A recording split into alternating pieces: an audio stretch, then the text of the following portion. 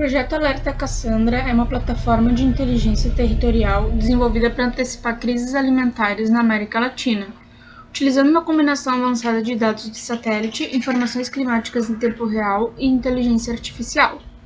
A solução monitora continuamente grandes extensões agrícolas por meio de satélites Sentinela-1 e Sentinela-2 do programa Copérnicos, analisando indicadores críticos como saúde da vegetação, disponibilidade hídrica e estresse climáticos. Esses dados são processados em escala regional e integrados a modelos de machine learning treinados com crises reais, permitindo identificar padrões e deterioração antes que se tornem invisíveis no sistema tradicional de monitoramento. O diferencial central do sistema está na capacidade de detectar sinais precoces de colapsos produtivos. Por exemplo, aqui a gente tem o altiplano boliviano, né?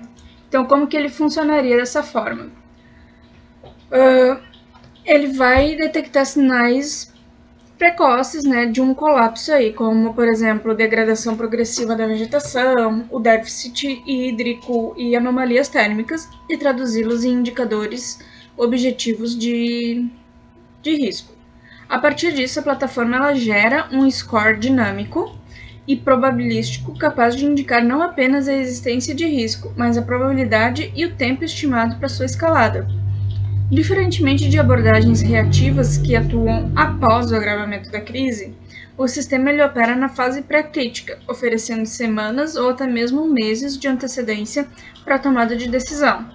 Isso permite transformar dados ambientais complexos em inteligência acionável, apoiando governos, organismos internacionais e instituições nas alocações eficientes de recursos, planejamentos logísticos e mitigação de impactos sociais. Em um contexto de crescente instabilidade climática e pressão sobre os sistemas agrícolas, o projeto ele se posiciona como uma ferramenta estratégica para a prevenção de crises alimentares, ampliando a capacidade de respostas e reduzindo significativamente o risco de colapso em regiões vulneráveis. Como tecnologias utilizáveis, nós temos o sensoriamento remoto através dos satélites, né? Temos o Sentinel-1 com radar SAR, detecção estrutural e umidade. O Sentinel-2 óptico, NDVI, NDWI, saúde da vegetação. O programa Copérnicos, o ESA, né? Dados climáticos, nós estamos usando o OpenME2, a API em tempo real mais a previsão.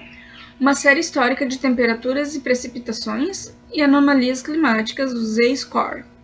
Processamento geoespacial, OpenNIL, que é o Copernicus Data Space, processamento de bandas espectrais, cálculos de índices ambientais NDVI e NDWI e análise espacial em larga escala. Inteligência artificial, machine learning, gradient boosting, modelos híbridos estatísticos e heurísticos, engenharia de features ambientais, modelagem de riscos probabilísticos. No back-end, Python 3.12, Fast API de alta performance, pipeline assíncrono e cache persistente. No front, a gente está usando Next.js com React, o Leaflet, que são mapas interativos, e charts e visualizações de dados. Arquiteturas e dados, APIs REST, integração com Stack, catálogo Copérnicos, exportação CSV-JSON e CSV-JSON e processamentos em nuvens, tá? Basicamente assim, o que ele vai fazer, né? Ele mostra a quantidade de regiões que está sendo mapeadas aqui pelo satélite, né? Englobando toda a América Latina. Ele está mostrando que atualmente tem 6 crises em alerta máximo, 19 em atenção, 14 ali que tem predisposições a virar uma crise real, e 20 regiões estão ok. Além disso, ele também passa um número de pessoas em risco, né? Aqui no caso está apontando 97,0 milhões de pessoas. Então, como que ele funciona? Aqui eu tenho o altiplano boliviano, peguei um exemplo ali aleatório, né, no mapa. Traz a latitude e longitude, né? O score ali de risco, então ele está com um score bem alto, tem 82 de 100. Aí aqui a gente consegue ver o Sentinel-2, e o Sentinel-1, né, com mudanças estruturais ali na parte hídrica e na parte de vegetação. Anomalia térmica, usando o OpenMe2 em tempo real. O déficit hídrico aqui também em tempo real. NDVI, né, com a NDWI, que é a parte hídrica vegetal. E o acesso logístico ali, que é a capacidade de distribuição. Ele traz aqui em dados reais que a crise foi detectada, né, e traz os motivos dessa crise. Então, a queda crítica de vegetação, 0,16 de NDVI, menos 2,0 ômega abaixo da média histórica, um frio extremo, menos 10 graus abaixo do normal, um déficit hídrico severo, menos 78% abaixo do normal, e acesso logístico crítico, com um score de 0,33. Ele também traz aqui uma previsão meteorológica de 10 dias, né? A gente consegue calcular nele se existe ou não riscos de inundação. Então, ele simula zonas de risco de inundação com base na precipitação prevista e na saturação do solo, usando o modelo digital de elevação do Copérnicos. Então, se eu clicar aqui, ele vai fazer um cálculo ali e ver se tem alguma região em risco. Como não teve, ele botou assim, 100 zonas de risco significativas detectadas para a precipitação prevista. Tá? A probabilidade escalada da IA, né, com 83% de confiança, deu 29% para uma trajetória de 30 dias. Aqui ele traz os fatores determinantes, vegetação NDVI, temperatura, o déficit hídrico. Eu consigo também criar uma simulação de detecção com IA para simular daqui a 90 dias. Então, seria como que a IA vai detectar situações 90 dias antes do estado atual.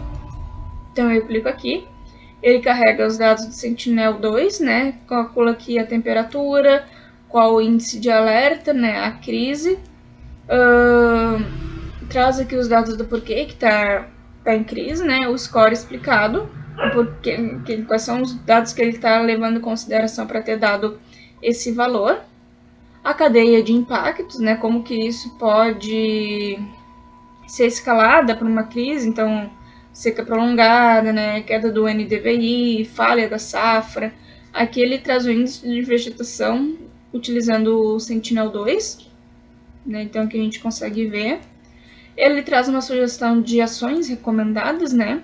E validações externas. Então, eu consigo validar através de dados de fontes externas, né? Usando aqui, por exemplo, Copernicus Browser, OpenMe2, Fusnet, FAUS, NASA World Review. Então, se a gente clicar aqui nos linkzinhos, ele vai fazer já trazer esses dados reais para vocês também, tá? Aqui a gente também tem ele em JSON.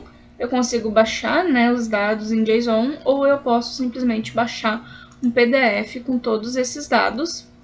E aí ele vai abrir, né, aqui, ó. Ele abre exatamente aqueles dados que apareceram aqui para mim. Agora, vamos simular um outro. Vamos pegar aqui dentro do Brasil, tá? Vou escolher aqui Rio Grande do Sul. O Rio Grande do Sul tá em alerta, né, em alerta amarelo. Então, ele está com índice aqui, um score de 48 de 100. O NDVI dele está 0,628 e ele está com uma temperatura aumentada de 4,8 acima da média, né? Aí aqui, estado atual, atenção de calor extremo, né? 4,8 acima da média do normal. Excesso crítico de chuva, ele está com mais de 115% de precipitação de chuva. Aí, se eu quiser aqui, por exemplo, ir calculando, fazer esse cálculo dele, né, avaliação diagnóstica da IA, simulação de risco de inundação, eu venho aqui. Pode notar que aqui, ó, ele botou os riscos de enchente, né, pelo mapeamento ali feito através de satélites, as ondas de calor extremo, total em milímetros de chuva, a previsão máxima prevista, né? E aí aqui eu quero testar se ele tem risco de inundação aqui no sul, né? E, consequentemente, isso pode acabar afetando aqui a nossa produção alimentar. Então, se eu botar aqui, vamos ver se ele vai dar alguma coisa.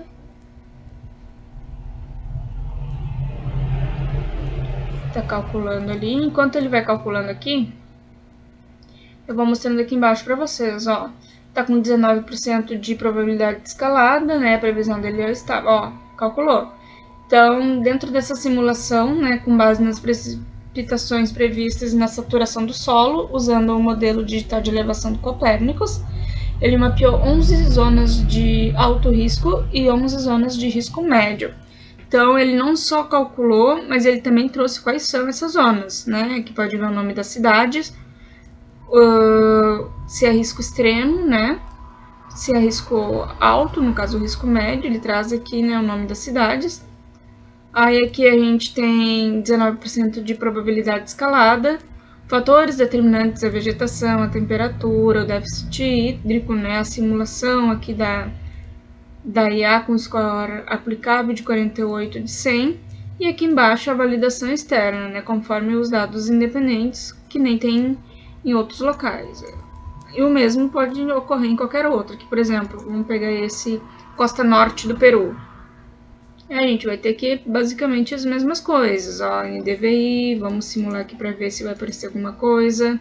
Previsão meteorológica para daqui a 10 dias, né? Ele fala de uma onda de calor, começando a partir do dia 12 do 4. Não tem uma zona significativa de risco para enchentes, né? Ele tá. O Peru tá em alerta também, essa costa norte do Peru, né? Com a previsão meteorológica aqui de 10 dias, e isso pode acabar impactando ali na questão da produção agrícola, né, que a gente tem a vegetação, a temperatura, o déficit hídrico, então isso influencia muito, né. Aí aqui alerta, estresse vegetal moderado de 0,16 NDVI, menos 1,8 ômega, então tem um déficit hídrico severo, né, ali na costa norte do Peru, traz aqui a cadeia de impacto, traz aqui o nosso gráfico de índice de vegetação do Sentinel-2, né, ações recomendadas e as validações externas.